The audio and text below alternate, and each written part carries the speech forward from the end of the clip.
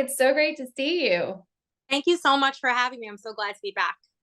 And you're back for a very important reason. PCOS Awareness Month, that is September. PCOS, people can have endo and have PCOS. Sometimes it's just singularly PCOS. What is it? What do those letters stand for that can wreak so much havoc in someone's life?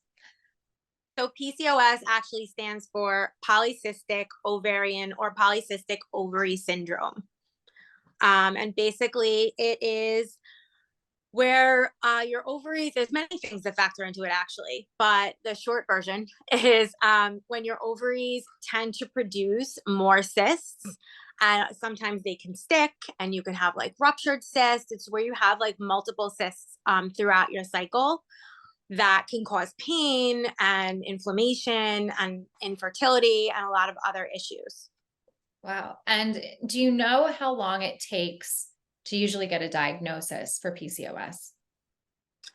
For me, it was a lot sooner, I think, than most people, because that was actually my first diagnosis prior to being diagnosed with endometriosis. But usually the symptoms start right around when you start a cycle.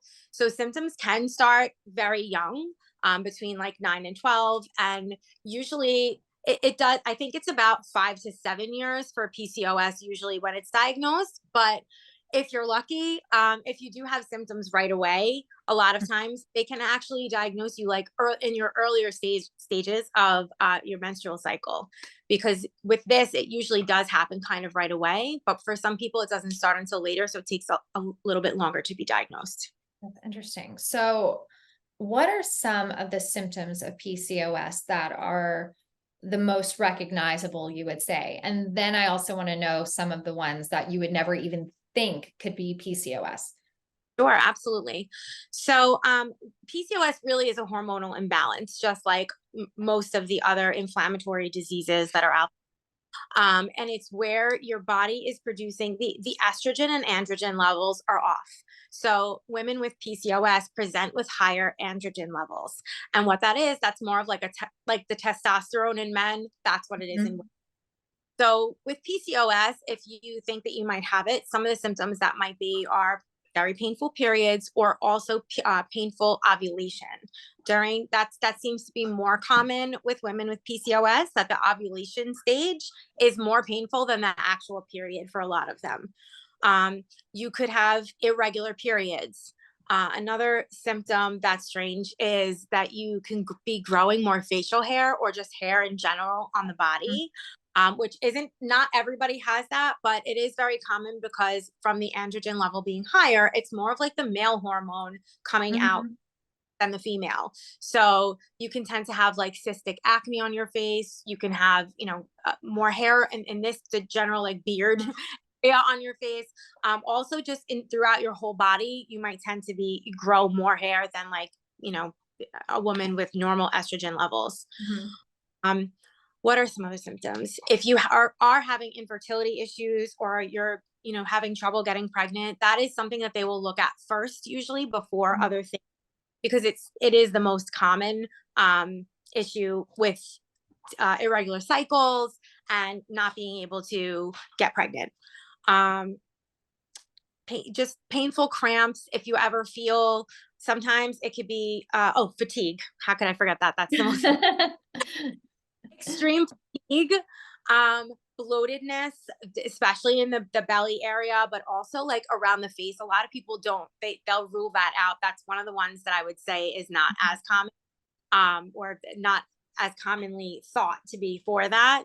If you notice that like your face is puffier throughout your cycle, particularly, we all get a little water weight like during our cycle, Mhm. especially when we have our period.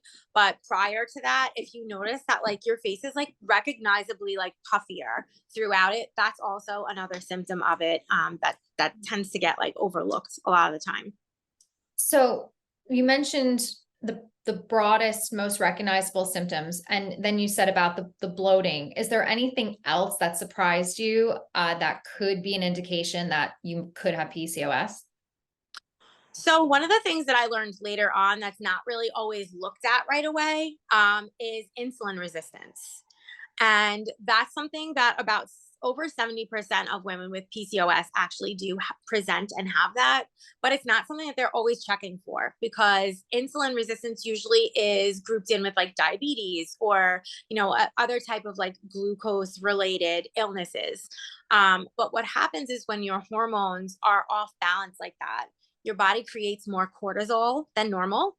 And when it's creating more cortisol, it creates more inflammation. And with all of those things, what happens is you build up an intolerance to the insulin. So your body's like not breaking it down properly, and your metabolism is actually not working properly. So what happens is a lot of women carry extra weight in their belly area. They may not be overweight, but they eat, and not everybody does. I mean, obviously symptoms are different for everyone, but a lot of times there'll be just excess weight just in that belly area, more prevalent than else. And that's usually what that's from. So I didn't learn about the insulin resistance issue until much later, after I was diagnosed for many years already. And I'm finding now that one of the things that they do for that is they could put you on metformin, which is a drug that helps fix that issue. Or there are things that you can do naturally that I've actually started myself.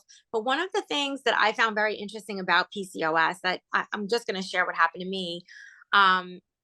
They did put me on metformin when they started realizing that there was an issue with the insulin resistance. After many, many tests, because when you get blood work and they're checking like your glucose and your insulin levels, it's not necessarily like out of range. And that's one of the things that's really hard to diagnose, because typically, like if you have diabetes, it's going to be out of range, and it's right away they know like, okay, this is what's happening. But with PCOS, because it's cyclic and it's more of like depending on your cycle. Yes. So it's not. And when you get your blood work, like you might be tired, lethargic, craving like bread, like carbs and sugary things all the time. You might just feel like you're never really satisfied. Like you're kind of always hungry or looking for something, or just getting cravings. You have issues with sleep, insomnia, you're carrying that extra weight, you're growing extra hair, all these different things factor into it. And so you may go to the doctor and they could go do this blood test, but at that time, by the time you get it, it might not be, the resistance might not be there at that time. So it's one of those things that to actually diagnose that resistance, they have to like continuously do your blood work over a short period of time. For me anyway, that's what they did. That's very interesting.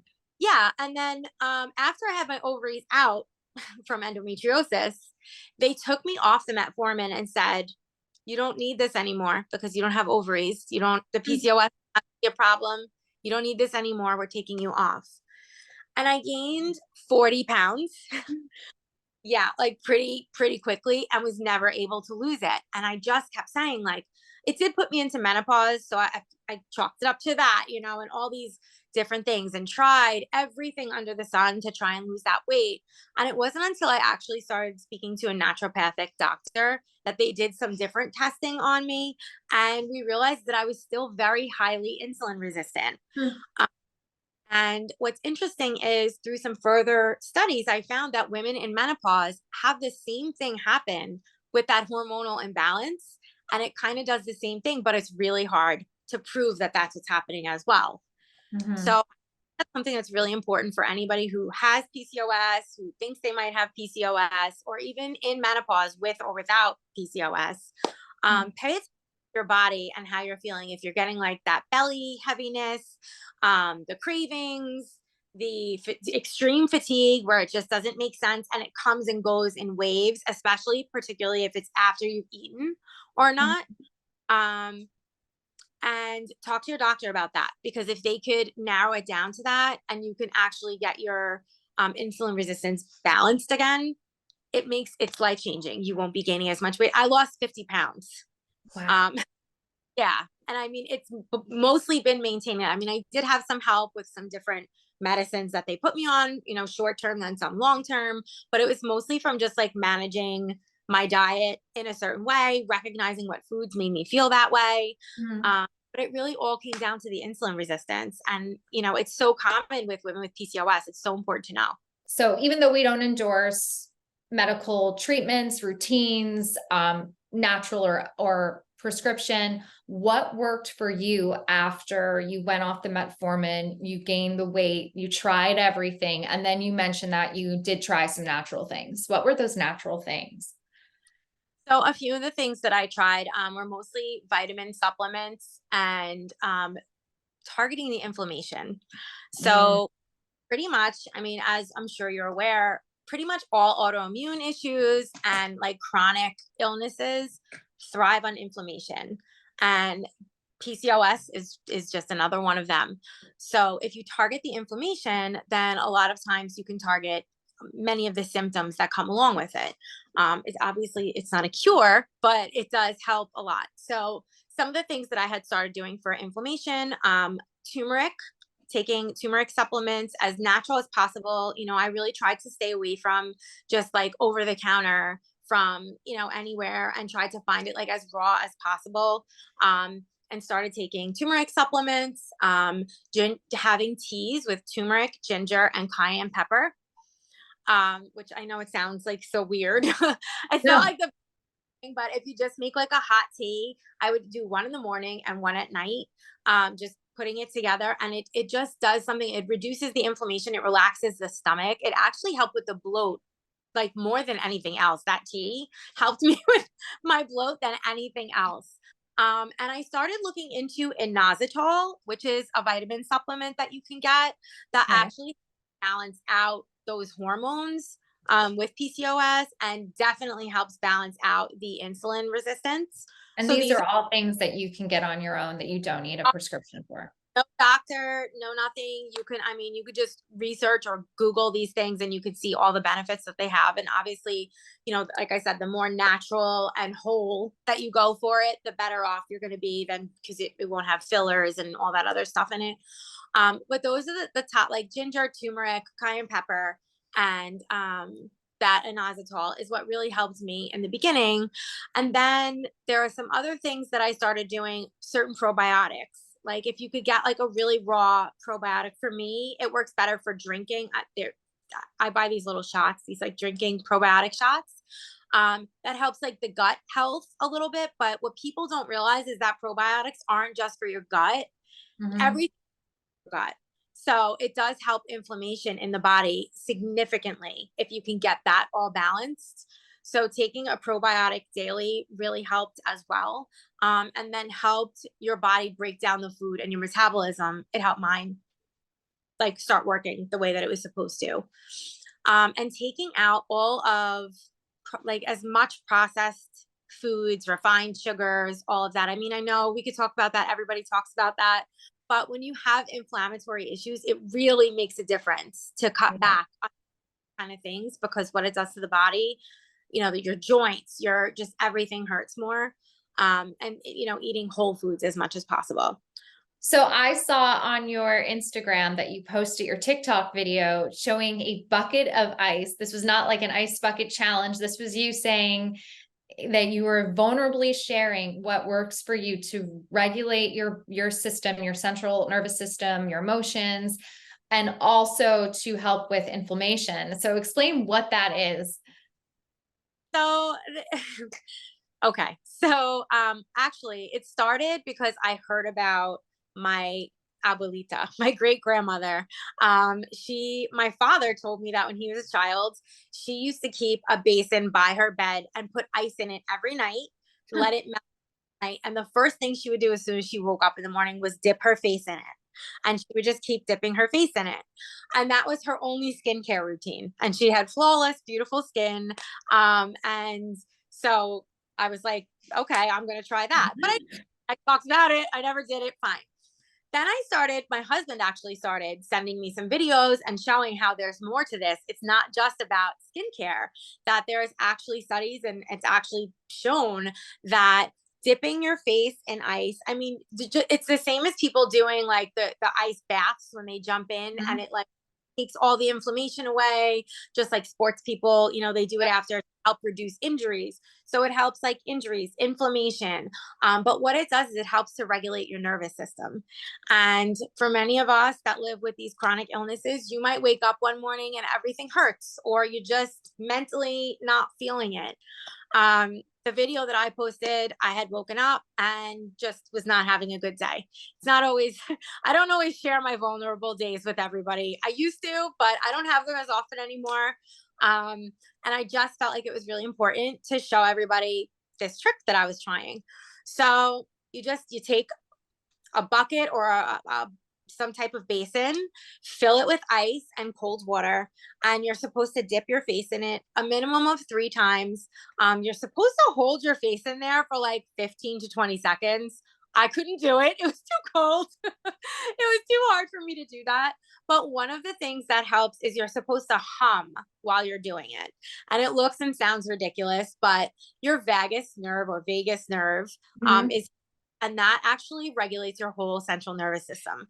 So a lot of times it becomes like overactive, or when there's inflammation, it's not like working properly. And by humming or singing or doing different things, it activates it. And by the ice is like a shock to the system. Wow. So it calms anxiety. If having like depression or like sadness, it's supposed to just like rewire the brain and rewire the central nervous system to make everything feel better. And I have to tell you, it works. It definitely works. The video got a little emotional. After I did it, I felt like I had to cry right after, but then I felt better. So Yeah. I don't know the science behind it, but I know that it definitely does help. And it's something that I'm going to start doing every single day, to either start my day or end my day, because if it's going to help with that inflammation or any of the mental part of it, I'm there for it. No, and thank you for sharing that and your vulnerability as well, because it is, I think sometimes like when we first start our journeys, we're like, yeah, I want to share everything. And you're so vulnerable and you put so much out, and then you get a little hardened Yeah.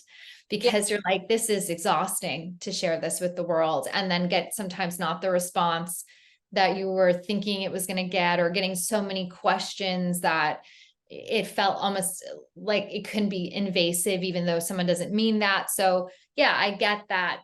It's almost like the journey of sharing and wanting to help, but then realizing it doesn't always help you. Yeah, so true. And as an advocate, like there are times that I really scale back, and I'm very selective now about even things like this, where I'm going to speak about things, because it is very exhausting. And for the most part, I'm feeling so much better. For the last like 2 years, I've slowly really just gotten to a point where I have everything as much under control that I possibly can in my own hands.